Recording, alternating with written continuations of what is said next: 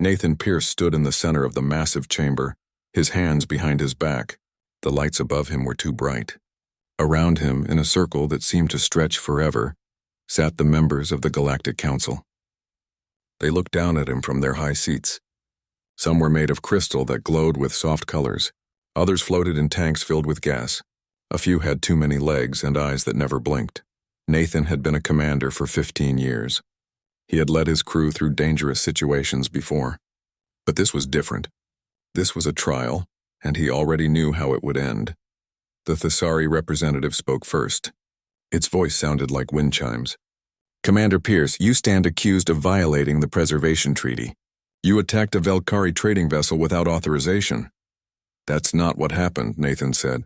His voice was calm but firm. "The Velkari attacked the mining colony on Arcturus 7. We defended innocent people. We saved lives." "You are human," said a Krythan council member.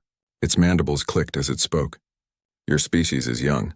You do not understand how the galaxy works. The Preservation Treaty exists to maintain peace. When you act without permission, you threaten everyone." Behind Nathan, his crew stood in a line.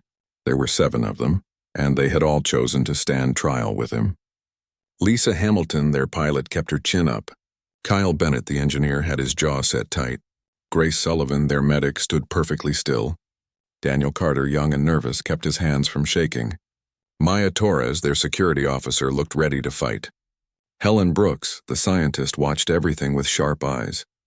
Peter Walsh, who managed their supplies, looked tired but determined. They had all known this might happen when they fired their weapons to protect the colony. The Velkari had come in the night, their ships tearing through the station's weak defenses. Families had been trapped. Children had been crying. Nathan had made his choice in seconds. "We have evidence," Helen had said during the investigation. She had shown them recordings, data logs, everything that proved the Velkari attacked first. But the council barely looked at it. Now in the chamber, the Murati representative spoke. Its voice came from a speaker since it had no mouth. "The evidence is irrelevant. Humans are restricted from military action in the Outer Rim. This restriction exists for good reason. Your species is violent and unpredictable. So we should have let them die?" Nathan asked. "We should have watched while raiders killed families? You should have called for proper authorities," the Thesari said. "But you did not. You took action into your own hands. This cannot be tolerated." The trial lasted 3 days, but Nathan knew from the first hour that it was just for show. The council had already decided. They wanted to send a message to all humans: stay in your place, follow our rules, or face punishment. On the 3rd day, they announced the sentence. "You and your crew will be exiled to Frost's Edge," the Krythan said. "This planet is at the edge of explored space. It is cold and harsh. No species has ever survived there for more than a few weeks. You will have 1 ship, minimal supplies, and no contact with the rest of the galaxy. This is our mercy. We could have executed you." Nathan heard Grace take a sharp breath behind him.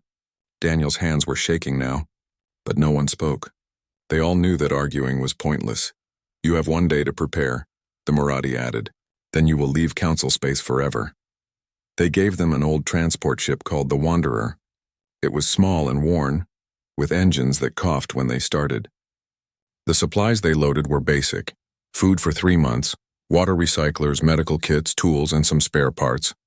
No weapons, no advanced technology. The council wanted to make sure they couldn't cause any more trouble. That night, the crew gathered in the ship's cargo bay. They sat in a circle on the cold metal floor.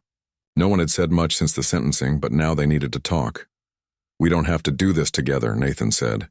"If any of you want to stay behind, I'll understand. You could claim you were just following orders. The council might let you go." Lisa shook her head immediately. "We made our choice when we fired those weapons. We're a crew. We stay together." "She's right," Kyle said. "Besides, you'll need someone who can keep this piece of junk flying." Grace smiled, but her eyes were sad. "I didn't become a doctor to abandon people. That includes all of you." Daniel, the youngest at 23, nodded. "I've read about Frost's Edge. The data isn't good. Temperature never goes above -150 degrees. Thin atmosphere. No known life. But maybe the data is wrong. Maybe we can find something."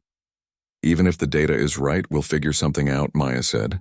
She had been a soldier before joining the crew. She knew how to survive. "We've been in bad situations before." Helen pulled up a map on her tablet. I've been studying the planet. There are geothermal readings in some areas. That means heat beneath the ice.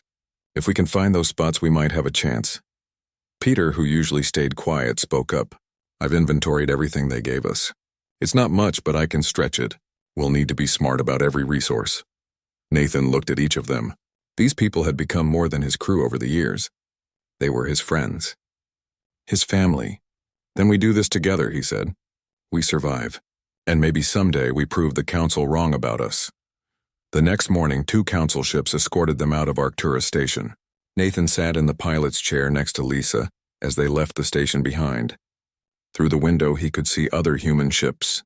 Some of them flashed their lights in a silent goodbye. A few sent messages that the council couldn't block. Good luck, and you did the right thing, and we won't forget you. The journey to Frost's Edge took 6 days. The council ships followed them the whole way, making sure they didn't try to escape. Not that there was anywhere to go. The outer rim was vast and empty. Most of it had never been explored. Frost's Edge was at the very edge of the maps, a small blue dot in an ocean of darkness. As they got closer, the planet grew larger in their window. It was beautiful in a terrible way. The whole surface was white and blue, covered in ice that reflected the light of its distant sun. Storms swirled across the surface, massive and angry. The atmosphere was thin, just barely there, like a ghost of what a planet should have. There, Helen said, pointing to the screen. That valley. It's showing higher geothermal readings than anywhere else. If we can land there, we'll have the best chance. Lisa studied the readings. It's going to be rough. The winds are strong and we don't know what the surface is like. But I can do it. The council ship stopped at the edge of the planet's atmosphere. A message came through. You are now exiled. If you attempt to leave this planet or contact the council, you will be destroyed. This is your only warning. Nathan didn't bother responding. He nodded to Lisa. Take us down. The Wanderer shook as they entered the atmosphere. Ice formed on the windows. The engines screamed as Lisa fought against the wind. Everyone held on to their seats as the ship rattled and groaned. Almost there, Lisa said through gritted teeth. I can see the valley. Just a little more, then something hit them. Maybe a piece of ice, maybe just the wind. The ship spun sideways. Alarms blared. Kyle jumped up and ran to check the engines. We're losing power. Hold on, Lisa shouted. She pulled hard on the controls, trying to level them out. The ground was coming up fast. Too fast. They hit the ice with a crash that threw everyone forward. Metal screamed as the ship skidded across the frozen ground. Sparks flew. Systems shut down. Then finally they stopped. For a moment nobody moved. Then Grace stood up, checking everyone for injuries. Is anyone hurt? They were bruised and shaken, but alive. Nathan got to his feet and looked out the window. All he could see was ice and wind and white emptiness stretching forever. Welcome to Frost's Edge, Kyle said quietly. Nathan took a deep breath. The cold was already seeping through the damaged hull. He could feel it in his bones. But when he looked at his crew, he saw determination in their eyes. They weren't giving up. Not yet. Let's get to work, he said. We have a home to build. The cold came for them immediately. Nathan felt it through his suit the moment he stepped outside the ship. It was a cold that went beyond anything he had experienced before. It felt alive, hungry, reaching for him with invisible fingers. The wind howled across the ice, carrying particles that hit his helmet like tiny bullets. He could barely see 10 feet in front of him. Everything was white. The sky was white. The ground was white. Even the air seemed white with ice crystals. We need to seal the hull. Kyle's voice crackled through the radio. The crash tore open 3 sections. If we don't patch them fast, the ship will freeze from the inside out. They worked for hours in the freezing wind. Kyle and Peter welded metal plates over the damaged sections, while Maya and Lisa hauled materials from inside. Their suits were designed for space, not for this kind of cold. The heating elements could only do so much. Nathan's fingers went numb inside his gloves. His legs felt like stone. When they finally stumbled back inside, Grace was waiting with warm drinks and medical checks. Your core temperatures are too low, she said, scanning each of them. You can't work outside for more than an hour at a time. Any longer and you'll get hypothermia. That first night was the worst. The heating system struggled against the cold. They huddled together in the cargo bay, wrapped in every blanket they could find. The ship groaned and creaked as the metal contracted. Outside, the wind never stopped screaming. Daniel couldn't sleep. He kept checking the sensors, watching the temperature drop. "It's getting colder," he said. "The sun is setting. We're going into night, and night here lasts 3 days. Then we better make this place warmer," Kyle said. He stood up, still shivering, and headed to the engine room. "I have an idea. If I can reroute some power, we might be able to create heating units." Over the next few days, they turned the crashed ship into a shelter. Kyle worked miracles with spare parts and scrap metal. He built heaters from engine components and insulation from cargo materials. Peter helped him, using his knowledge of resources to make sure nothing was wasted. Lisa studied the weather patterns. She discovered that her skills as a pilot helped her predict the storms. "There's a rhythm to it," she explained, pointing at the data on her screen. "The winds build in cycles. If we watch the pressure changes, we can know when the bad storms are coming." Helen spent her time analyzing the planet. She collected ice samples and ran tests. "This ice is old," she said one evening. "Some of it is thousands of years old. But underneath, there's something else. I'm picking up thermal signatures, heat sources deep below the surface." "Geothermal vents," Nathan said. "Can we reach them?" "Maybe," Helen replied. "If we can drill down far enough, it would give us heat and possibly liquid water." But before they could start drilling, disaster struck. Daniel was outside checking the communication array when he found a weak spot in the ice. One moment he was standing on solid ground. The next moment the ice cracked and he fell through. Maya saw it happen. "Daniel's down," she shouted into the radio. "He fell through the ice." Everyone ran outside. Nathan reached the hole first and looked down. It was dark below, but he could see Daniel's light moving. The boy had fallen about 20 feet into a cave beneath the ice. "I'm okay." Daniel's voice came through, shaky but alive. "But it's cold down here. Really cold. And my suit tore. I'm losing heat fast." Maya didn't hesitate. She grabbed a rope and tied it around her waist. "Lower me down. I'll get him." Nathan and Kyle held the rope as Maya descended into the darkness. The weight felt like forever. Then Maya's voice crackled through. "I've got him. Pull us up." They hauled both of them up through the hole. Daniel was shaking violently. His lips blew even through his helmet. Grace took charge immediately. "Get him inside, now." In the medical bay, Grace worked quickly.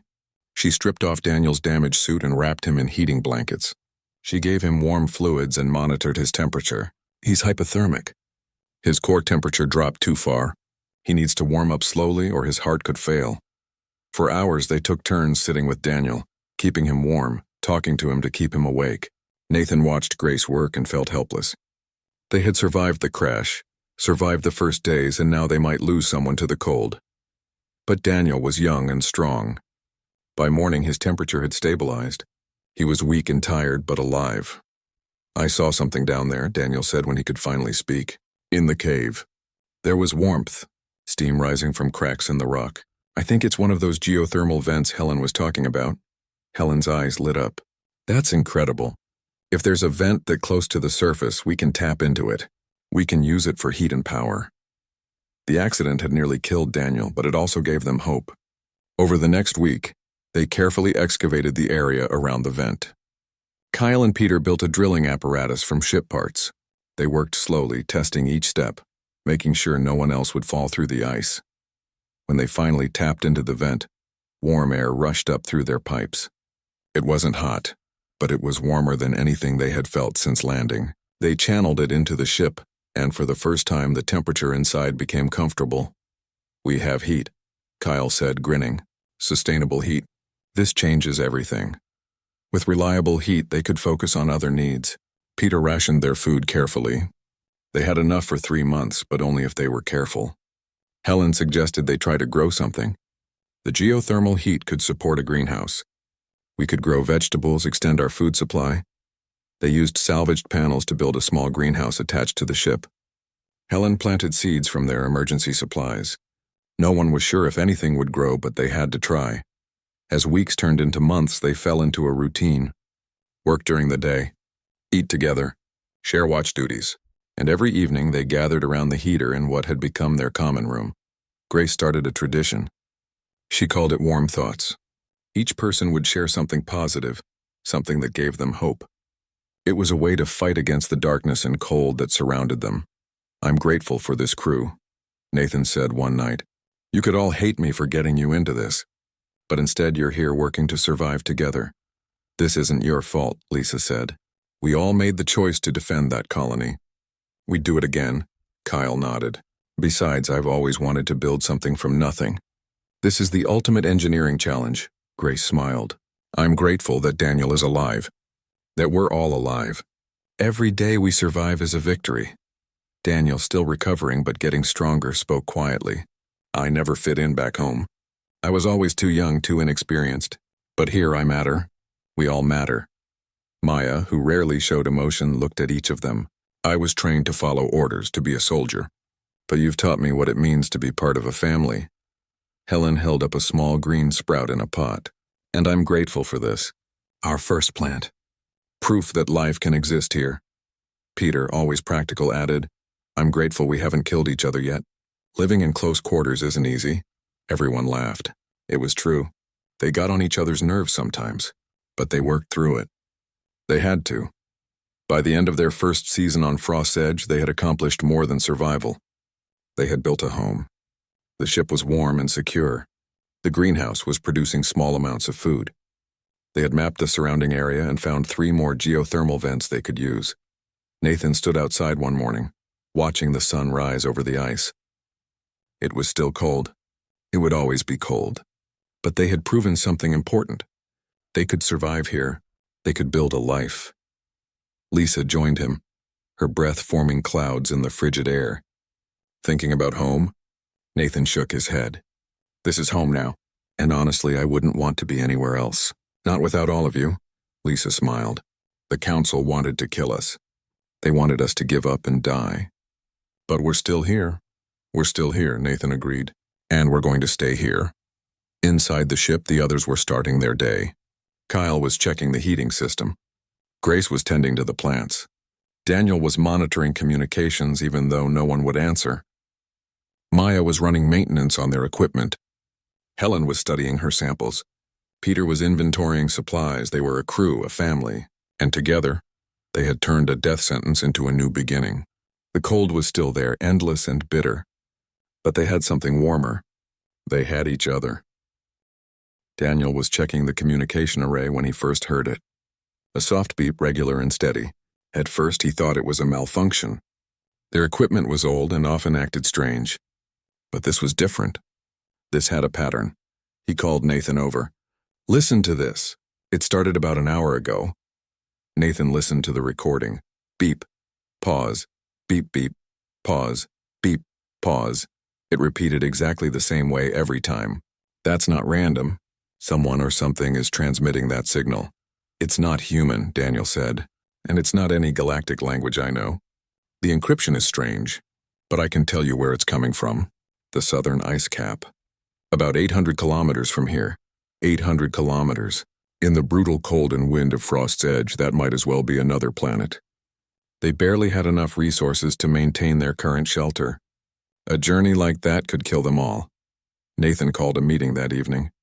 Everyone gathered around the heater, tired from their day's work. He explained about the signal. We have 2 choices, Nathan said. We can stay here where it's relatively safe, or we can investigate the signal. But I won't order anyone to go. This has to be a choice, Helen spoke first. If there's something out there, we need to know what it is. It could be a research station. It could be supplies. It could be anything. We can't ignore it. It could also be nothing, Peter pointed out. An old beacon that's been running for years. We could risk everything for nothing. But what if it's not nothing? Lisa asked. What if it's something that could help us? We've been surviving here, but barely. If there's a chance to improve our situation, shouldn't we take it? Maya nodded. We've survived this long by being bold. If we start playing it safe now, we might as well give up. Grace looked worried. A journey like that would be dangerous. We'd need to prepare carefully. Make sure we have enough supplies. The right equipment. We can't rush into this. Kyle leaned forward. I could build a sled. We have parts from the ship we're not using. If I modify the cargo transport, I can make something that can handle the ice and a rough terrain. Daniel pulled up a map. I've been tracking the signal. It repeats every 47 hours. That means it's automated, probably. And look at the path here. There are geothermal vents along the way. We could use them as rest stops. Nathan looked at each of them. Then let's vote. Who wants to investigate the signal? Every hand went up. Even Peter, who had voiced doubt, raised his hand. They were unanimous. Then we go, Nathan said. But we do this smart. We spend the next month preparing. Kyle builds the transport. Lisa plots the course. Grace and Peter prepare supplies. Helen analyzes every bit of data we have about the region. We leave nothing to chance. The next 4 weeks were the busiest they had experienced since landing. Kyle worked day and night on the transport. He took parts from the damaged sections of the ship and built a vehicle that could glide over ice and roll over rocky areas. It had heated compartments for supplies and sleeping. It wasn't beautiful, but it was functional. Lisa studied every weather pattern she had recorded. She identified the safest times to travel and marked dangerous areas on their maps. The storms follow cycles, she explained. If we time it right, we can avoid the worst of them. Grace prepared medical supplies for every emergency she could imagine. Peter packed food, water, tools, and spare parts. Everything was calculated down to the last kilogram. They would be gone for at least a month, maybe longer. They decided that Nathan, Lisa, Kyle, and Maya would make the journey. The others would stay behind to maintain the base and monitor communications. It was hard to split up, but they couldn't risk everyone. The morning of departure was cold and clear. Grace hugged each of them. "Come back safe," she said. "That's an order." Daniel helped them load the last supplies. "I'll keep monitoring the signal. If anything changes, I'll let you know immediately." Helen handed Nathan a data pad. "I've marked everything I know about the geological features along your route. Be careful. Some of that ice is thousands of years old. It might not be stable." Peter gripped Nathan's shoulder. "Bring back something good." The transport rumbled to life. Nathan, Lisa, Kyle, and Maya climbed inside. Through the window, Nathan could see the others standing together watching them leave. Then the transport started moving and the base grew smaller behind them. The journey was harder than any of them expected.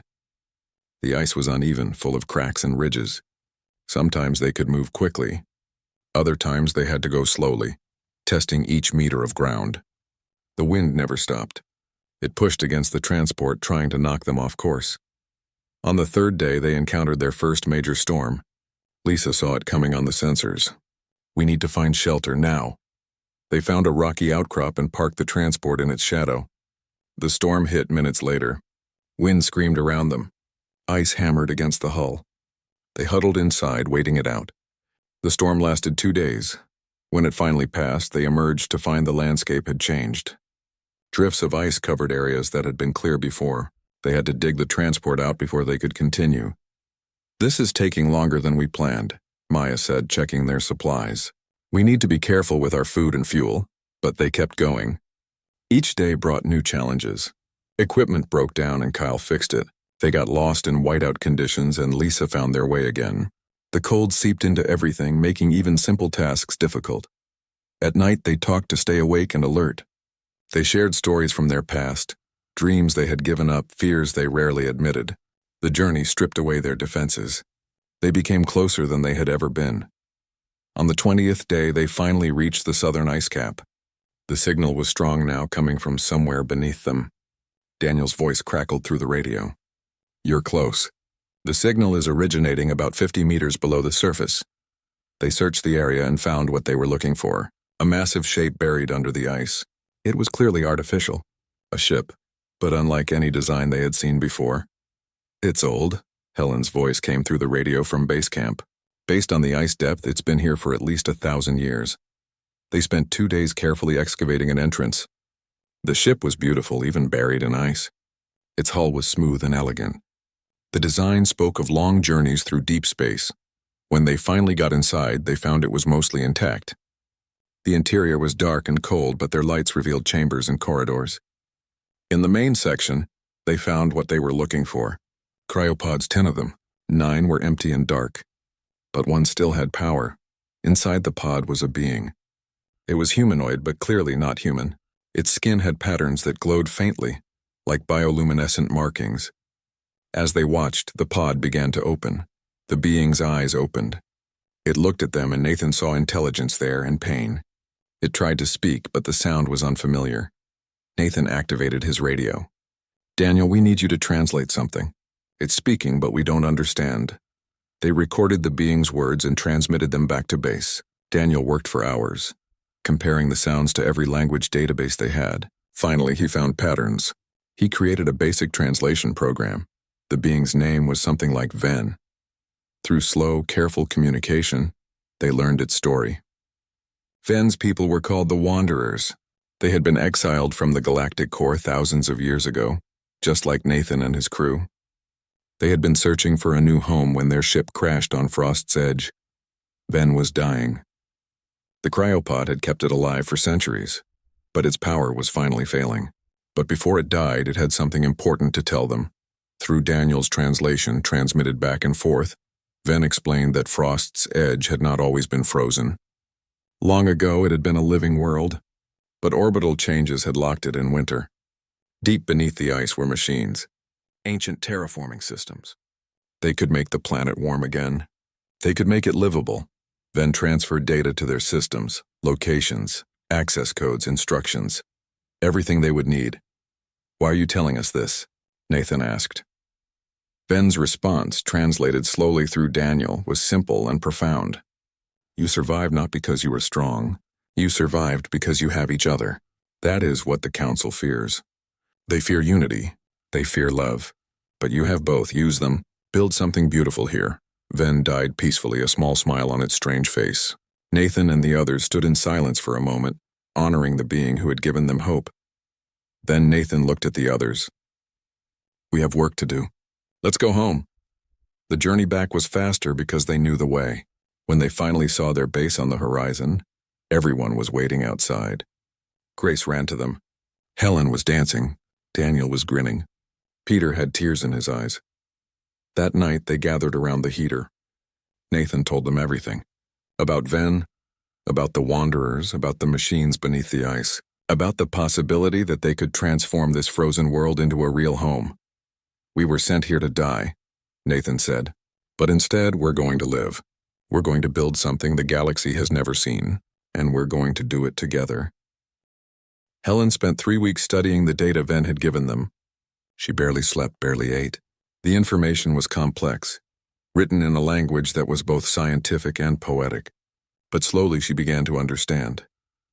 "There are 5 nodes," she explained to the group, pointing at a map she had constructed. "Each one is a control station for the terraforming system. They're spread across the planet, buried deep under the ice. We have to activate them in a specific order.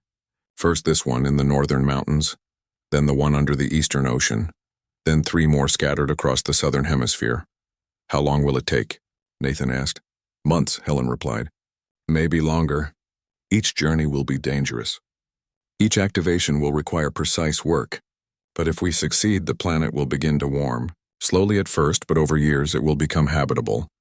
They decided to split into 2 teams.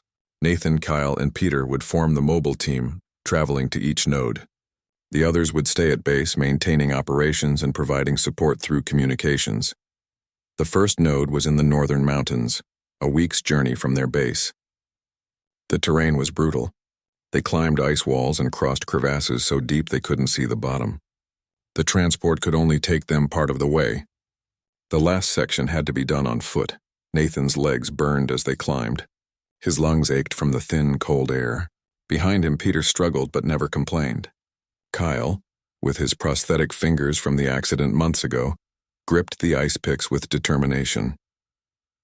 When they finally reached the node, they found a door carved into the mountain. The access code from Ven's data opened it. Inside was a chamber filled with machines that hummed with ancient power. Kyle studied the systems. "This technology is incredible. It's efficient in ways we haven't even imagined. If I can understand how it works, I could improve everything back at base." Following Ven's instructions, they activated the first node. The machines came to life with a deep thrumming sound. Lights flickered on. Energy flowed through conduits in the walls. They felt a tremor beneath their feet as something deep in the planet awakened. "It's working." Daniel's voice came through the radio from base camp. "I'm reading energy signatures spreading from your location. The system is powering up." The second node was harder. It was located beneath a frozen ocean. They had to drill through meters of ice, then construct a diving chamber from the transport's spare parts. Nathan and Kyle descended into the dark water while Peter monitored from above. The cold of the water was different from the cold of the air. It was absolute, pressing in from all sides. Nathan's suit struggled to keep him warm. Through the murky water he could see shapes, frozen creatures preserved for thousands of years. This ocean had once been alive. They found the node at the ocean floor. Activating it was difficult in the water, but they managed. As the machines powered up, the water around them began to move. Currents that had been frozen for millennia started to flow again. "We need to surface," Kyle said urgently. "The activation is causing pressure changes. This ice might crack." They swam up as fast as they dared. Above them, they could hear the ice groaning. Peter pulled them out just as the ice began to split. Water surged up through the cracks, the first liquid water this part of the planet had seen in ages. The third node was deep in an ice cavern. The walls were covered in crystals that amplified the cold. Nathan felt his suit failing, ice forming on the inside of his helmet. Each breath was painful, but they pushed forward. By the time they activated the third node, Kyle's prosthetic hand had frozen solid. Peter had frostbite on his feet. Nathan could barely think through the cold that had seeped into his bones. But the node was active. 3 down, 2 to go. Back at base between missions, Grace tended to their injuries. "You're pushing too hard," she said, bandaging Peter's feet. "Your bodies can only take so much." "We don't have a choice," Nathan replied. "Every day we delay is another day in this cold. We have to finish this," but Grace was right. They were all paying a price. Nathan looked older, his face lined with exhaustion. Kyle's remaining fingers were scarred from frostbite. Peter had lost weight he couldn't afford to lose. They were wearing down. The fourth node took the longest. It was in a region of constant storms. They had to wait weeks for a clear enough window to make the journey. When they finally reached it and activated it, something unexpected happened. The sky changed. Aurora lights appeared, brilliant colors dancing across the darkness. The ground trembled, and then slowly the ice began to melt, just a little, just enough to see water pooling in low areas. "It's working," Helen's voice came through, filled with wonder. "The planet is responding. Temperature readings are going up. Not much, just a degree or two, but it's happening. The terraforming has begun." But the activation also triggered something else. A signal. A powerful broadcast that reached beyond the planet out into space. It would take months to reach Council space, but when it did, the Council would know. They would know that something was happening on Frost's edge. The fifth and final node was the deepest. They had to descend into caves that went down for miles. The heat increased as they went deeper. The geothermal energy of the planet surrounding them. Down here it wasn't cold. It was almost comfortable. The final node was in a vast chamber. The walls were covered in writings. The Wanderers had left messages here. Helen would spend years translating them later. But one message was clear even without translation. A picture carved into stone showing many different species living together in peace. Nathan placed his hand on the activation panel. "This is it. Everything changes after this." Kyle and Peter stood beside him, 3 men who had been strangers 2 years ago, now brothers in every way that mattered. Together they activated the final node. The response was immediate and dramatic. The entire planet shook. Energy flowed through the ground beneath them. The chamber lit up with power, and somewhere far above, the surface of Frost's edge began to transform. They climbed back to the surface as fast as they could. When they emerged from the caves, they stopped and stared. The world had changed. The ice was receding, revealing dark rock beneath. Steam rose from vents across the landscape. The sky was clearing, showing colors they had never seen here before. Back at base, Lisa was crying. Maya was laughing. Daniel was recording everything. Grace held Helen as they watched the transformation together. Peter fell to his knees, overwhelmed. "We did it," Kyle said softly. "We actually did it." Nathan looked at his crew, this family he had found in exile. "No," he corrected. "We're doing it. This is just the beginning." That night they gathered as always around the heater, but it felt different now. The cold that had defined their existence was retreating. In a few years, maybe they wouldn't need the heater at all. Grace shared her warm thought. "I'm grateful that we never gave up, that we chose to fight for a future instead of accepting death." Kyle raised his prosthetic hand. "I'm grateful for every sacrifice we made. They were worth it." Peter smiled. "I'm grateful that I matter, that we all matter." Lisa looked out the window at the changing world. "I'm grateful for tomorrow, for all the tomorrows we're going to have." Maya, always practical, added, "I'm grateful we survived long enough to see this." Helen held up her tablet, showing the data streams from all 5 nodes. "I'm grateful for Ven. for giving us this gift. Daniel, no longer the youngest and uncertain member but a confident young man, spoke clearly. I'm grateful for this family. You saved me. You saved all of us. Nathan looked at each of them. I'm grateful that the council was wrong. They thought exile would break us. Instead, it made us stronger. They wanted us to disappear. Instead, we're building something that will last forever. Outside, the planet continued its slow transformation. Ice melted. Water flowed. Ancient machines worked tirelessly beneath the surface, warming the world meter by meter. It would take years to complete, maybe decades, but it had begun, and in space, traveling faster than light, a signal raced toward the Galactic Council. A signal that would tell them everything. That would bring them here. That would force a confrontation that could not be avoided. But Nathan and his crew weren't afraid. They had survived impossible odds. They had transformed a dead world. Whatever came next, they would face it together. And together they were unbreakable. The council ships arrived 3 months after the final node was activated. Daniel saw them first on the long-range sensors. 12 ships, heavily armed, dropping out of faster-than-light travel at the edge of the system.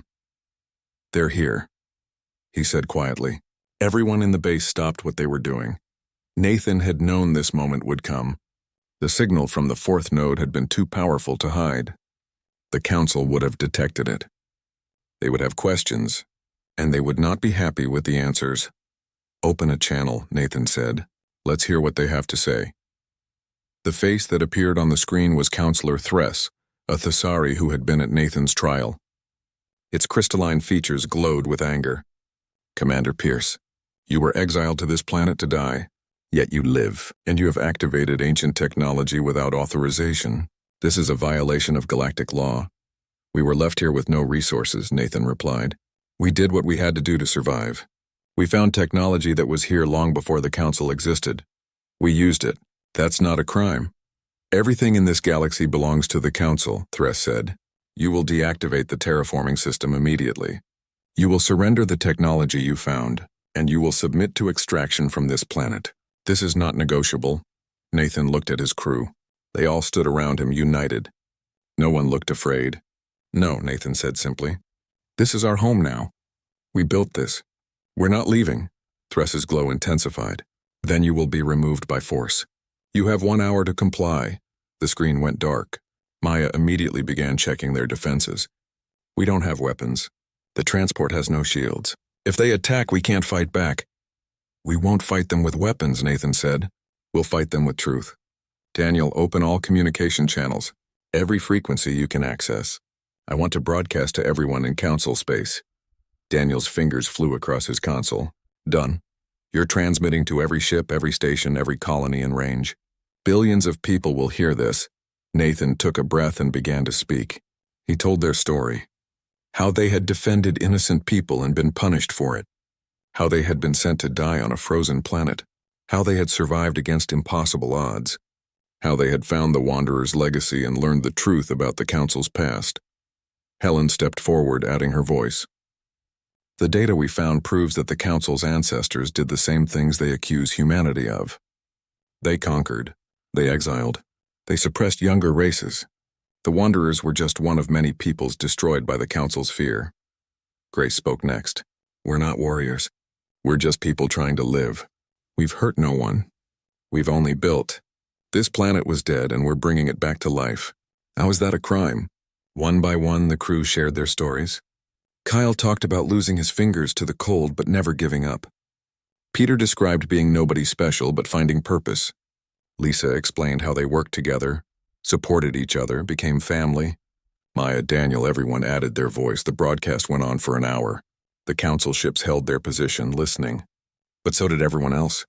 Across the galaxy, on ships and stations and planets, people heard the story of the humans who refused to die. And something unexpected happened. Other voices joined in. A Torvan miner transmitted his own story of being restricted by the council, forbidden from expanding his colony.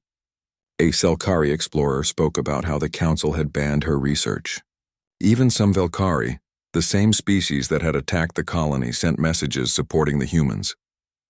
The broadcast became a movement. Millions of beings across the galaxy began questioning the Council's authority. Ships refused orders. Colonies demanded more freedom. The Council's grip on power began to slip.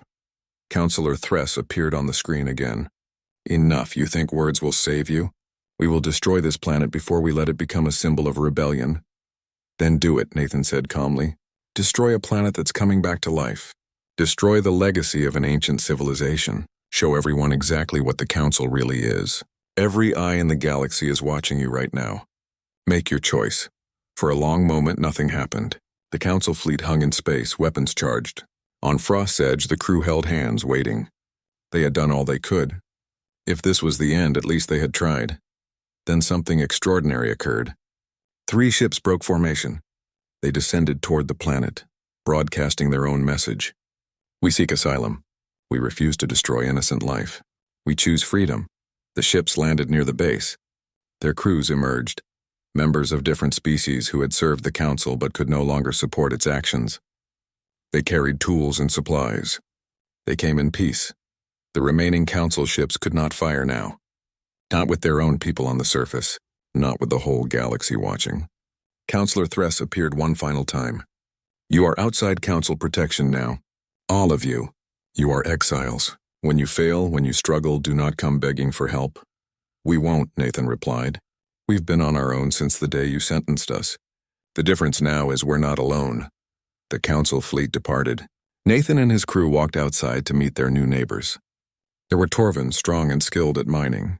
Selkari, brilliant scientists and explorers. Even a few Velkari who had rejected their people's violent ways. About 40 beings in total, all seeking the same thing. Freedom, purpose, home.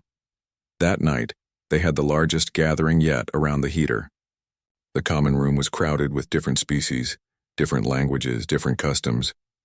But they all shared one thing. They had chosen this place. They had chosen each other. Welcome to Frost's Edge, Nathan said, or as we're thinking of calling it, New Haven. We don't have much. Life here is hard. The planet is still cold, still dangerous. But we're building something new. Something the galaxy has never seen. A place where species work together as equals, where no one is restricted or controlled, where everyone has value. A Torvin named Krell spoke up. We heard your broadcast. You spoke of companionship being the warmth against the cold. We want to feel that warmth. We want to belong to something real. Then you belong here, Grace said, smiling. All of you. The work of building continued, but now with more hands. The Torvins helped expand the base, digging deeper, building stronger. The Selkari added their scientific knowledge to Helen's research. The Velkari, trying to make up for their species' past actions, worked harder than anyone. Over the following months, more ships arrived. More exiles. More dreamers. More people who wanted something better than what the Council offered. The settlement grew. New buildings rose from the warming ground. Fields were planted. Children were born. They called themselves the Rim Alliance. Not a government, but a community. Everyone had a voice. Decisions were made together. Resources were shared. It wasn't perfect. There were arguments and disagreements, but they worked through them. They had to. They were family now. 10 years after landing on Frost's Edge, Nathan stood on a ridge overlooking the valley where they had first crashed. The landscape had transformed. Green plants grew in sheltered areas. Water flowed in streams. The air was still cold, but breathable without suits in some places. The sky was changing, slowly turning from white to blue. The old transport ship still sat where it had crashed, but now it was a monument. A reminder of where they had started. Around it, a city had grown. 3,000 people now called New Haven home. Nathan's hair was gray now. His face was lined with years of hard work, but his eyes were bright. Lisa joined him on the ridge. She ran the spaceport now, welcoming new arrivals daily. Kyle led the engineering corps with his prosthetic hand. Grace managed a medical center that served all species. Daniel coordinated a communication network linking dozens of independent colonies. Maya trained security forces who protected but never oppressed. Helen ran a research institute. Peter distributed resources fairly across the growing alliance. Do you ever regret it? Lisa asked. Defending that colony? Getting us all exiled? Nathan shook his head. Never. If I hadn't made that choice, we wouldn't be here. We wouldn't have built this. Look at what we've created. Look at what we've become." That evening, as they did every year, the original crew gathered at the monument. They built a fire using real wood from trees they had planted years ago. They sat in a circle, older but still together. Grace raised her cup. "To Ven, who showed us the way," Kyle added. "To the Council, who united us by trying to destroy us." Helen smiled. "To human stubbornness." Nathan looked at each of them, these people who meant more to him than anything in the universe. "To companionship. The only warmth we needed against the endless cold." They drank together under an alien sky that was slowly turning familiar. Around them the city glowed with lights. Ships came and went from the spaceport. New settlers arrived, drawn by stories of the exiles who had refused to die. The Council watched from a distance, uncertain how to deal with this growing movement. Some counselors argued for military action. Others suggested negotiation, but they could do nothing. New Haven had become a symbol, a beacon of hope for everyone who felt trapped by the old ways. And on Frost's Edge, now called New Haven by all who lived there, the warmth spread. Not just the physical warmth of the terraforming, but something deeper, the warmth of belonging, of purpose, of home.